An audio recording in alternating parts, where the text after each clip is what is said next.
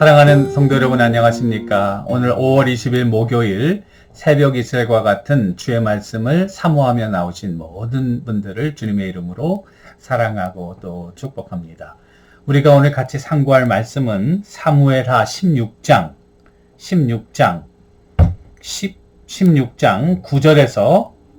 9절에서 13절까지의 말씀입니다. 9절에서 13절까지의 말씀. 제가 받들어 읽겠습니다. 수르야의 아들 아비새가 왕께 여짜오되 이 죽은 개가 어찌 내 주 왕을 저주하리이까? 청하건대 내가 건너가서 그의 머리를 베게 하소서 하니 왕이 이르되 수르야의 아들들아 내가 너희와 무슨 상관이 있느냐? 그가 저주하는 것은 여호와께서 그에게 다윗을 저주하라 하심이니 네가 어찌 그리하였느냐 할 자가 누구겠느냐 하고 또 다윗이 아비새와 모든 신하들에게 이르되 내 몸에서 난 아들도 내 생명을 해하려 하거든 하물며 이 베냐민 사람이랴 여호와께서 그에게 명령하신 것이니 그가 저주하게 버려두라. 혹시 여호와께서 나의 원통함을 감찰하시리니 오늘 그 저주 때문에 하나님께서 여호와께서 손으로 내게 갚아주시리라 하고 다윗과 그의 추종자들이 길을 갈 때에 시므이는 산비탈로 따라가면서 저주하고 그를 향하여 돌을 던지며 먼지를 날리더라. 아멘. 이것은 우리에게 주시는 하나님의 말씀입니다. 오늘 말씀의 제목은 환난 중 여호와의 주권에 전적으로 순종하라. 환난 중 여호와의 주권에 전적으로 순종하라 라는 제목으로 말씀을 나누려고 합니다. 압살롬의 반역이 아주 급진적이고 그리고 빠른 속도로 예루살렘 성을 침공했기 때문에 다윗과 그의 신하들은 허겁지겁 예루살렘 성을 빠져나가 도피할 수밖에 없었습니다. 오늘 그 다윗의 모습을 보니까 너무나도 비참해요. 울면서 맨발로 머리를 풀고 이제 그 감람산 쪽으로 이렇게 빠져나가는 그와 같은 모습을 우리들에게 보여주고 있습니다. 압살롬의 반역이 거의 성공하는 것과 같은 파죽지세로 다윗성을 점령하게 된 것입니다. 다윗이 이 사울에게 쫓긴 이후에 최대의 위기를 맞이하게 된 것이죠. 그 가운데 여기 보니까 여러 사람들의 반응이 나오고 있습니다. 우리가 이런 말 있잖아요. 난국에 충신이 난다고. 어려움을 당하고 환난을 당할 때 나라에서도 누가 충신이고 누가 간신인 것을 안다는 것이죠.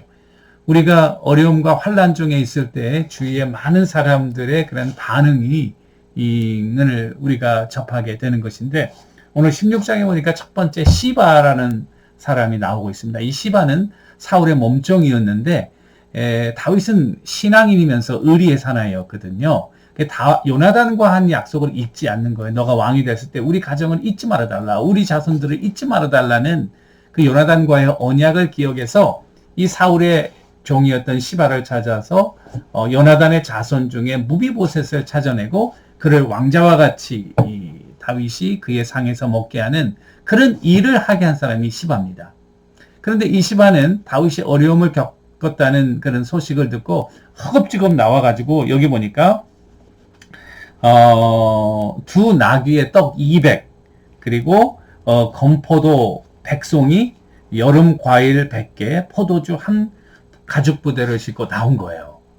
다윗이 깜짝 놀란 거죠. 그러면서 다윗이 물은 질문은 뭐냐면은 2절 왕이 시바에게 이르되 내가 무슨 뜻으로 이것을 가져왔느냐. 이 질문은 이 시바에 대한 그런 이와 같은 일을 하는 모티베이션. 그러면서 얘가 나와야 되는 것이 아니라 사실은 무비보셋이 나와야 되는데 이 시바 그 종이 나왔단 말이에요. 거기에 대해서 다윗이 약간 서스피셔스한 거예요. 그랬더니 시바가 뭐라고 이야기를 하냐면은 왕이 이르되 내 주인의 아들이 어디 있느냐 하니 시바가 왕께 아뢰되 예루살렘에 있는데 그가 말하기를 이스라엘 족속이 오늘 내 아버지의 나라를 내게 돌리리라 하나이다 하는지라 왕이 시바에게 이르되 무비보셋에 있는 것이 다 내 것이니라 하니라. 이것은 사실은 이 왕과 무비보셋의 사이를 이간질하는 그와 같은 말이었어요. 사실은 무비보셋이 나중에 번명할 기회가 나오는데 그와 같은 의도가 아니고 이 다리를 잘 못 쓰는 무비보셋을 그 약점을 이용해서 이 기회를 타가지고 자기가 다윗에게 잘 보이고 또 모든 이득을 취하려는 어떻게 보면 시바는 기회주의적인 행동을 하고 있었다는 것이죠. 나중에 이제 그것이 밝혀지지만은 그러나 이 다윗의 어려운 상황에 잽싸게 재빠르게 행동함으로 그 기회를 타서 기회주의적인 이득을 취하고자 했던 사람, 이 사람이 시바입니다. 두 번째 시므이인데요. 시므이는 이 다윗을 저주하는 거예요. 오늘 7절에 보니까 시므이가 저주하는 가운데 이같이 말하리나 피를 흘린 자여 사악한 자여 가거라. 사울의 족속의 모든 피를 여호와께서 내게로 돌리셨도다. 이것은 주관적으로 남의 잘못을 저주하는 주관적인 저주의 사람이 이 시므이인 것입니다. 사실은 다윗은 사울의 가정을 아주 후대했습니다. 죽일 수 있는 기회를 2번이나 사용하지 않고 사울을 살렸고요. 그리고 사울의 자손들을 찾아내서 그를 왕자와 같이 대하는 그랬습니다. 이게 그런 후대한 것을 생각하지 않고 사울의 피를 흘렸기 때문에 사실은 사울이 다윗을 죽이려고 했지 다윗이 사울을 죽이려고 했던 것이 아니었거든요. 그러니까 이와 같은 저주에 대해서 이 다윗 수하에 있던 장군들이 아주 분해하는 거죠. 이 개 같은 자가 어떻게 다 감히 여호와의 기름 부음 받은 하나님의 종을 저주할 수 있느냐? 우리가 여기 아직 칼이 있는데 당장 가서 머리를 쳐올까? 이렇게 얘기하니까 다윗이 이 반응이 아주 우리들에게 미닝풀한 의미를 줍니다. 그것은 오늘 보니까 수루아의 아들들아 너와 내가 무슨 상관이 있냐? 여호와께서 그를 저주하게 하게 하신 것이다. 그렇지 않으면 저가 저렇게 저주하겠느냐? 내 몸에서 난 아들도 나를 반역하는데 저가 그러는 것이 뭐가 이상하냐? 그냥 하게 내버려 두어라. 그러면서 그 다음에 하는 말은 그 저주 때문에 여호와께서 손으로 내게 갚아주시리라. 그러면서 다윗은 그와 같은 저주를 그대로 다 듣고 있었다고 하는 사실입니다. 그 다음에 이제 마지막 나오는 후세가 나오는데요. 후세는 다윗의 아주 친한 사람이었는데 뒤에 보니까 아렉 사람이고 다윗이 피난 갈 때 다윗과 함께 가고자 했던 그때 다윗이 뭐라 그러냐면은 나에게 있지 말고 남아 있어서 그 아히도벨의 모략을 네가 막아야 된다. 그러면서 후세는 그 친구의 환난을 자기의 환난으로 생각하고 자기의 목숨을 걸고 이 다윗을 돕는 이 세 종류의 사람을 우리가 알 수 있는 거죠.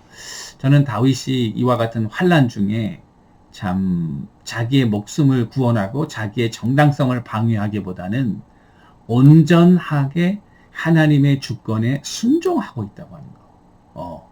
만일 하나님이 나를 기뻐하시면 내가 다시 돌아오려니와 만일 하나님이 나를 기뻐하시지 않으면은 주의 종이 여기 있으니 선히 행하게 하옵소서. 여러분 사무엘하 15장에 그 말씀을 하거든요. 그리고 오늘 시므이의 저주에 대해서도 내버려 두라. 하나님이 그렇게 하게 하신 것이다.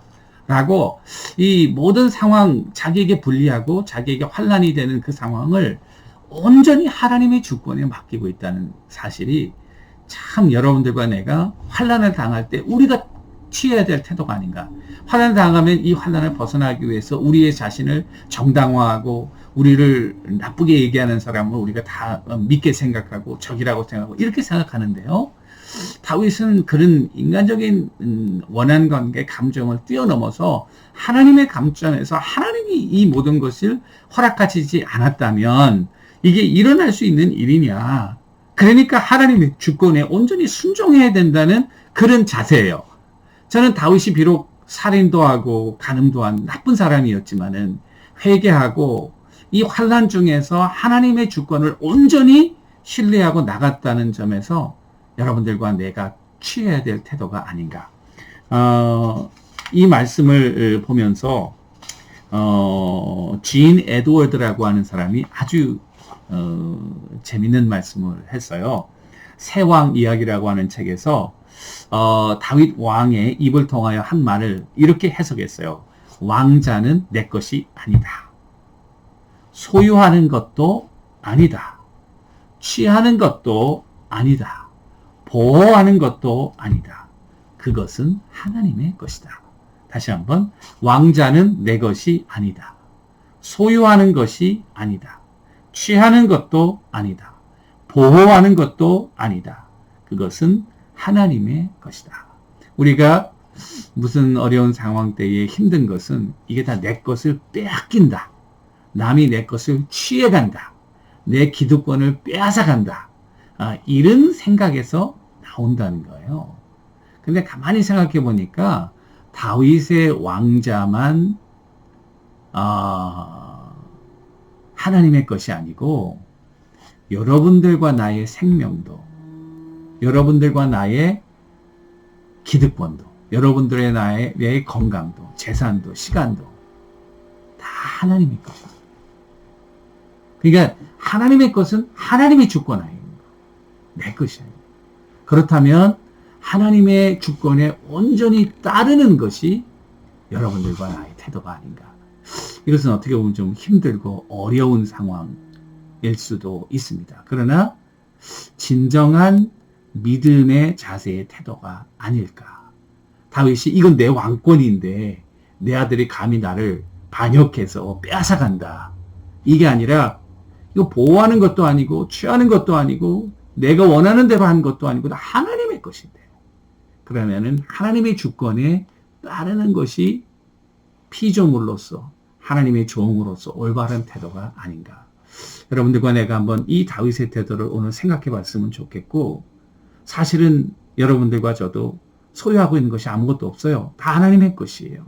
그렇다면 하나님의 주권을 온전히 순종하는 것이, 그것이 우리의 자세가 아닐까. 결국 하나님은 다윗의 손을 들어주시고 그와 같은 하나님을 신뢰하는 다윗을 손을 들어주시고 압살롬의 이 반역을 패하게 하셨는데요. 그것이 바로 하나님을 따라가는 우리 성도들의 자세가 아닌가 생각합니다. 그런 의미에서 환난 중에 여러분들과 내가 정말 그때야말로 하나님의 그 뜻에 전적으로 주권에 순종할 때다. 우리 자신을 돌아보고 회개하고 그리고 하나님의 뜻을 따르고자 하는 순종의 자세를 가진다면 하나님께서 여러분들을 반드시 붙드실 것이라고 확신합니다. 그 같은 은혜가 여러분들과 저에게 있기를 주님의 이름으로 축원합니다. 기도하겠습니다. 하나님 아버지, 다윗은 환난 가운데 자기의 정당성을 옹호하기보다는 하나님의 주권에 전적으로 자신을 맡기면서 순종하는 자세로 나갈 때 하나님이 그를 보호하셨던 것처럼 우리도 어떤 상황에서든지 여호와의 주권을 먼저 생각하게 하시고 그 주권에 순종하며 나아가게 하옵소서. 예수님의 이름으로 간절히 기도 올리옵나이다. 아멘. 오늘 하루도 주님의 주권에 순종하는 여러분들과 제가 되기를 주님의 이름으로 축원합니다. 감사합니다.